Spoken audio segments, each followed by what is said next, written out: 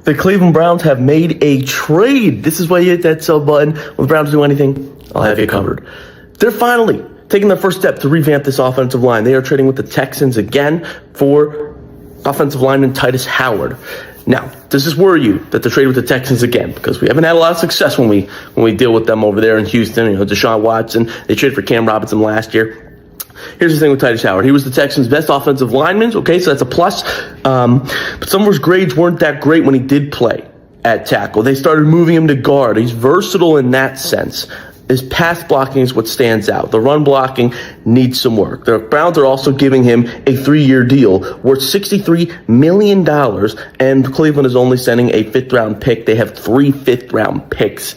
We knew the Browns were going to need some help on the offensive line, with Joel Bitonio weighing his decision to retire and set to enter free agency, as well as Wyatt Teller saying goodbye to Cleveland as he enters free agency, and Ethan Posick and Jack Conklin also set to become free agents. The Browns need some bodies on the offensive line, and on Monday, they were able to do that. League sources confirming to me that they have agreed to a trade with the Houston Texans, sending a 5th-round pick to Houston in exchange for versatile offensive lineman Tytus Howard. Now, Howard is a guy who has played a lot of snaps at right tackle, but can play right guard, left guard. He's spent a lot of snaps there with Houston as well. He's their starting offensive lineman. He comes here on an expiring contract at the end of the 2026 season, but the Browns have also addressed that, agreeing to terms with him on a 3-year, $63 million contract extension that locks him in and on that line. This is a big move for the Cleveland Browns, but it doesn't change how they may draft. They still have to add some bodies. Tytus Howard, though, provides some versatility for them to explore other options on the offensive line through the draft and in free agency in the upcoming weeks. The Browns had a realistic chance to beat Buffalo. The reason they lost that game, outside of all the stuff that happened, but when you get to the final drive, Shedeur Sanders is going to make a throw, but Cam Robinson, I don't even think touched the guy. and I think it was a fumble or down or whatever it was. Yeah, didn't touch him. Like, we trying to evaluate the quarterback, and we can't even do that if the dude is getting blasted before he can even get the ball out of his hands. That's right. So, like, to me... Let me ask you something real quick. What if I told you the Cleveland Browns just made a move that could either save Shedeur Sanders' career or completely destroy it before it even starts?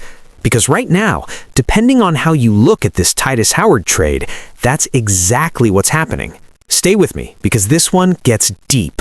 And before we dive in, if you're new here and you love real, honest Browns talk, hit that subscribe button right now. No fluff, no cap, just real football. Let's get into it. Effectively, you didn't use any great asset on it. You know, you picked up Howard for a 5th-round pick. Thank God. And think about it. If you drafted somebody in the 5th round, you would be really, really hoping that they would be good enough to, A, make the team. Maybe be a backup. And then, on the offensive line, maybe be a backup right away unless you got lucky and you brought a guy in. This way, you've traded one of those 5th-round picks and immediately solved a problem. Andrew Berry, well done. That good works. Start. This that is a works. good start. It's a good start. You just acquired a starting offensive lineman for a 5th-round pick. You know, how good of a starting offensive lineman? Okay, well, that'll be determined. But it starts to put things in motion, and that's a really good thing. And if you go out and let's say that you play Howard at right tackle, okay? Okay. Figure at 6, you draft a left tackle. Well, all of a sudden, then DeJuan Jones might be able to become a right guard. Okay. If Joel leaves, doesn't come back, retires, whatever, DeJuan Jones. Put him at tackle or you can put him at guard, depending on which one he's willing to do, and you can put him at the other one.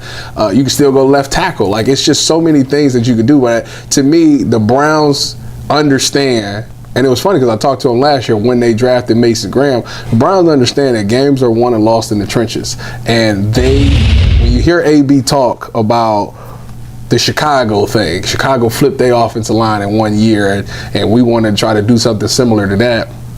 It makes me think that they're spending this whole offseason really focused. All right, so here's what went down. The Cleveland Browns just traded for Tytus Howard from the Houston Texans. 5th-round pick. Done. Deal made. And the second that news broke, the internet went crazy. ESPN's Seth Walder came out swinging. He gave the Browns a D+ for this trade. D+. He called Howard a, and I quote, below-average starter who isn't cheap. slated to make $17.5 million in 2026, and now he's signing a 2-year, $45 million extension. Seth said, "Is this where you want to spend your resources? That's not how I'd want to kick off the offseason." Now look, I hear that. On paper, that sounds bad. But here's where people like Seth are missing the point. You cannot judge this move in a vacuum. You have to understand what Cleveland was actually working with. And when you do, this trade starts to look less like desperation and more like survival. Let's talk about what nobody's saying loud enough. The Browns were walking into this offseason with, and I mean this literally, 0 confirmed starting offensive linemen. 0. They had as many as 6 veteran O-linemen walking out the door. They didn't draft a single lineman last year. The last one they drafted hasn't played a snap. And you want to talk about overpaying? Man, listen. Think about this analogy, and this is going to hit different for all the parents watching right now. Well, the truth's in the middle, but it depends on how you look at it and then obviously how. Eye beholder. Perspective, Tytus. Can beggars be choosers? Right, it's a great question. I mean, listen, the Browns had to do what they got to do. I think Zach's right. You got to get you a starter. I mean, you're losing all 5 guys. You got to get somebody in there that gets some stability. And I think the one thing that the Browns, when you say overpay, it's funny because the one thing the Browns value a lot out of their linemen is versatility. And he gives you. Imagine it's 12:30 in the morning. Your newborn is screaming. No Pampers, no milk. The only store open is a 24-hour Walgreens. You walk in, the Pampers they got, 2 sizes too big. Are you going to stand there and argue about the price? No, you're swiping that card, you're taping those diapers on, and you're getting home to your baby. That is the Cleveland Browns right now. They needed Pampers. Tytus Howard, he's the Pampers. Is he perfect? No. Is he exactly what they ordered? Maybe not. But you know what he is? He can play right tackle. He can play guard. He played 555 snaps at right tackle last year, 132 at right guard, and 334 at left guard. That versatility, that's what the Browns are paying for. And in a league where the trenches decide championships, that matters. But here's where this really gets real, because we're not just talking about an offensive lineman signing, we are talking about Shedeur Sanders' future.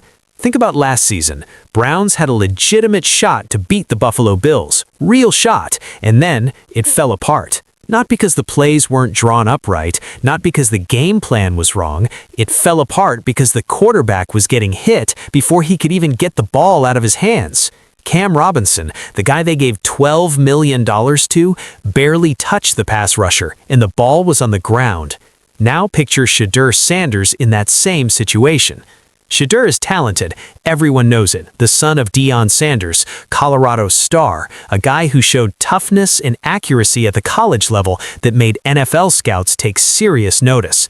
But talent doesn't survive chaos, and if Shedeur walks into Cleveland with the same broken offensive line that swallowed quarterbacks whole last year, it doesn't matter how good he is. It doesn't matter how strong his arm is. It doesn't matter what his dad taught him. You cannot evaluate a quarterback. You cannot develop a quarterback when he's running for his life on every single snap.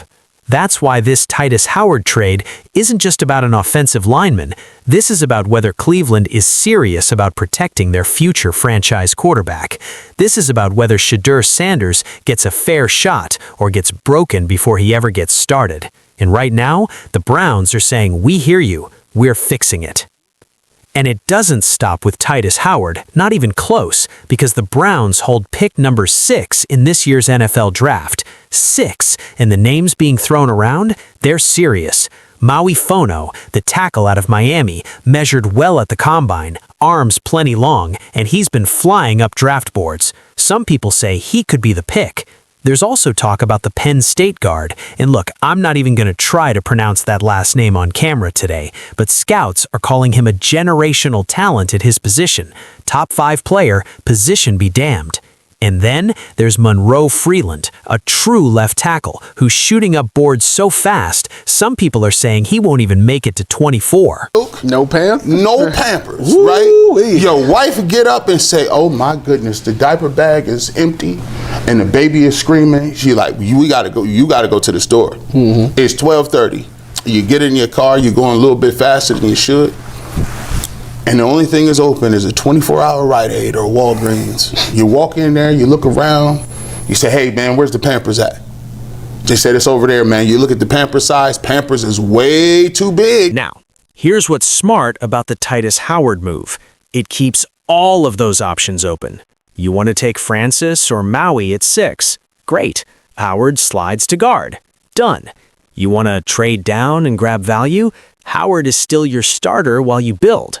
Chicago did this exact same thing. They flipped their entire offensive line in one offseason, 1 year, and look at them now. The Browns front office literally referenced Chicago. They know what they're doing here. And if they can pull it off, if they can build a real, physical, dominant offensive line in front of Shedeur Sanders, watch out. Look, I know Browns fans have been through it. I know.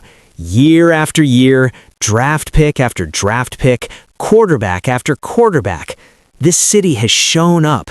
This fan base has stayed loyal through things that would have broken any other city. And that's exactly why this moment matters so much. Because for the first time in a long time, it feels like the Browns are building something.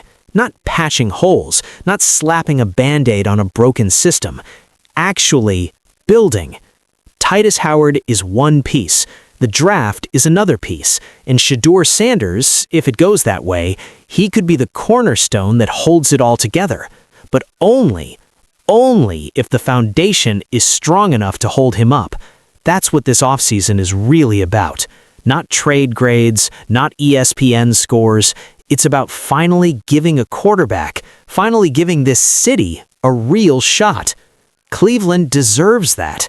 And honestly, I think this time, they just might pull it off. All right, that's the breakdown. Tytus Howard, Shedeur Sanders, pick 6, the whole picture. But I want to know what you think. Do you believe the Browns are finally building the right way? Or is this just another overpay that blows up in their face? Drop it in the comments. Let's talk about it. And if you got value from this video, hit that like button. Share this with a Browns fan who needs to hear it. And if you haven't already, hit that subscribe button. I'll see you in the next one. Let's go Browns.